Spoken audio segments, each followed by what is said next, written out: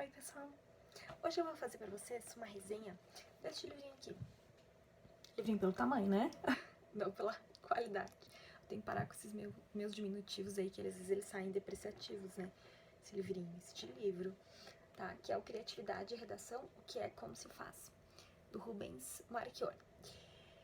Ele traz dicas bem bacanas, tá? Embora ele fale muito de propaganda, de marketing, são dicas gerais para qualquer tipo de escrita. Tá? Então, mesmo na sessão, a primeira parte ele fala de criatividade na escrita em geral, a segunda parte ele coloca algumas dicas específicas para propaganda, mas eu aproveitei o livro como um todo em relação à redação. Tá? Vou começar destacando para vocês a frase que eu mais gostei do livro inteiro, que eu coloco abaixo do vídeo para vocês, que é esta aqui. E já explico por quê, né? Criatividade não significa inspiração. Olha aí, ó, primeiro mito, né? Quem acha que, não vou fazer aquela redação hoje, não vou escrever aquele texto porque eu não tô inspirado. É um mito, ó. Criatividade não significa inspiração, nem é algo intuitivo ou inato. Não nasci pra escrever. Ao contrário, pode ser ensinada e aprendida, o que é motivo de autêntica alegria. Uma pessoa pode aprender a ser criativa, uma pessoa pode aprender a escrever bem, tá? É tudo uma questão de esforço e técnica, que é o que ele coloca aqui no livro. Então, algumas técnicas ele vai mostrar. Dentre elas, ele fala que uma das interessantes para tornar um texto criativo, uma das quais a gente pode investir, é o humor, né? Então, porque ele comenta, né, que um texto, o extremo oposto do texto criativo seria aquele texto que investe muito em clichês, que são aquelas frases desgastadas. Por exemplo, falar em corrupção no Brasil é chover no molhado. Não é um texto criativo, né? Porque a gente já leu isso muitas vezes. Tem até uma frase que diz, né, que todo lugar comum já foi um termo original, já foi criativo, só que de tanto que as pessoas gostaram, de tanto que as pessoas usaram, ficou algo batido. E aí não se recomenda mais usar. Entenda, não é que é algo que seja errado, mas é que é algo que não vai surpreender o leitor. Então não é algo que vai tornar o texto instigante, original. Então a gente estaria no extremo oposto, tá? Tem o texto original, é aquele texto que a gente chama de autoral, e no outro extremo eu tenho o texto clichê, tá? Então uma das técnicas que ele comenta é o humor. Eu posso até usar o clichê se eu for renovar ele, se eu for contestar, renovar, fizer algum uso diferente dele. E uma outra técnica que ele coloca é a técnica da metáfora, porque uma metáfora bem utilizada, ela tem o poder de criar uma imagem mental e ela serve também para explicar conceitos complexos para o leitor, tá? Uma metáfora que eu gosto muito, que o Mário Sérgio Cortella, que é um filósofo contemporâneo, ele trabalha bastante a metáfora da ponte e do muro, né? Então, quando a gente fala de internet, né? Internet, ela constrói muros ou pontes entre as pessoas? Então, é bem bacana. Então essa foi a frase, uma das frases que mais me conquistaram, porque, por exemplo, se eu for contra essa ideia de se eu achar que criatividade, que escrita é algo inato, não tem por que eu fazer um curso de redação. Eu vou dizer para o aluno, olha, você sabe escrever, você não sabe escrever, então cai por terra o curso de redação.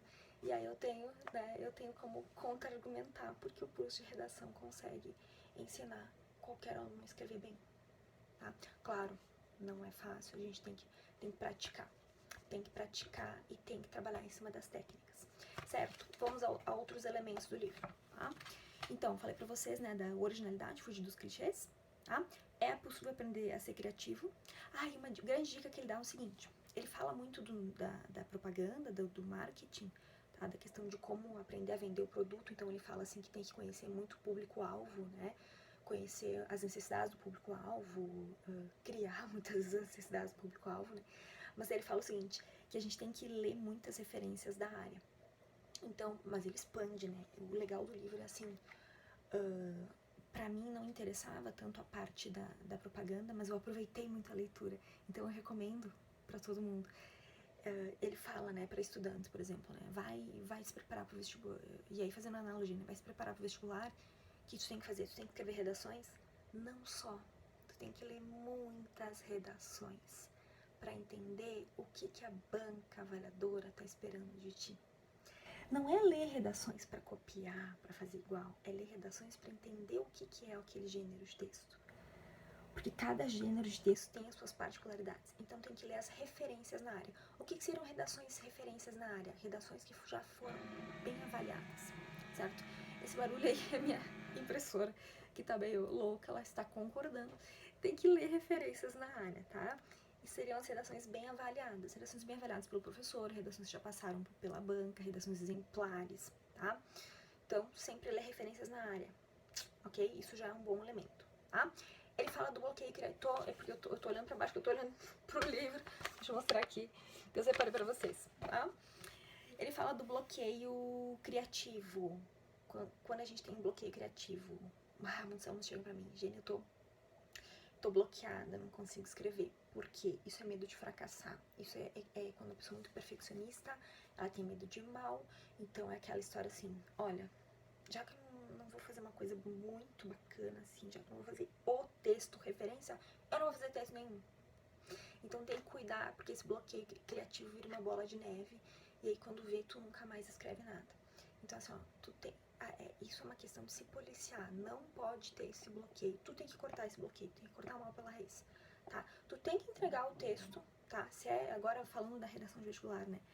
Nem tu entrega o texto pro teu professor com um recadinho assim, ó, não ficou bom, não ficou como eu queria, mas me ajuda a tornar ele melhor. E daqui a pouco ele ficou muito melhor do que tu imagina, tá? Às vezes é uma questão de autocrítica, de excesso de autocrítica, tá? Também ele fala da questão de por que a gente não consegue, às vezes, ser mais criativo do que é. Porque a gente é muito apegado aos paradigmas. E a pessoa, para ser criativa, ela tem que saber, ela tem que tentar romper os paradigmas, tá? Ele fala também que a gente tem medo das críticas. Então é mais fácil continuar fazendo o que tá todo mundo fazendo. Porque a pessoa criativa é aquela que inova, tá?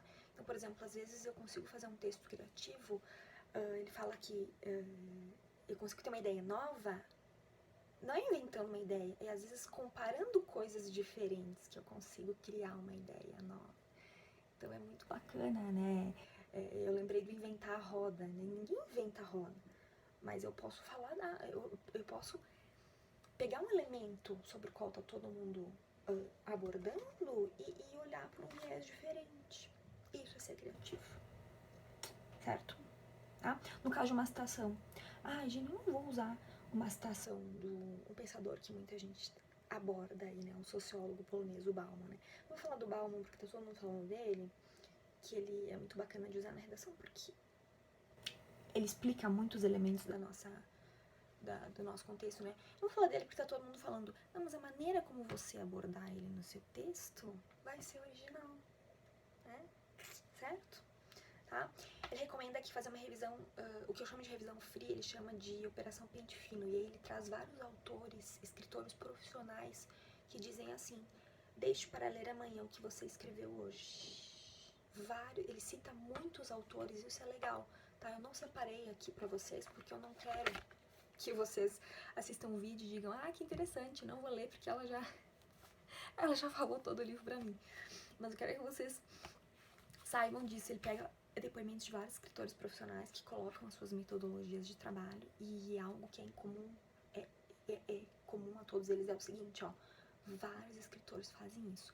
Eles não simplesmente escrevem e revisam no dia e já mandam pro editor e já foi. Ou mandam jornalistas, né? Escreve lá a sua coluna, escreve a sua crônica, manda. Não. Eles deixam de molho, eles chamam a técnica do deixar de molho. Eu chamo, pros meus alunos eu falo, né, da correção fria. Tu escreve, esquece o que tu escreveu, deixa de lado e olha no outro dia, olha um momento depois. Por quê? Porque tu tem que dar um tempo, tu tem que esquecer um pouco, pra que quando tu for retomar a leitura, tu consiga enxergar com mais calma, consiga enxergar com mais clareza aquilo que pode ser melhorado. Tu tem que virar o teu próprio corretor, tá? E aí, vários escritores fazem isso, vários escritores, inclusive, fazem diversas revisões do próprio texto, certo? Então, assim, recomendo muito criatividade e redação, ok? Espero que vocês tenham gostado e até a próxima!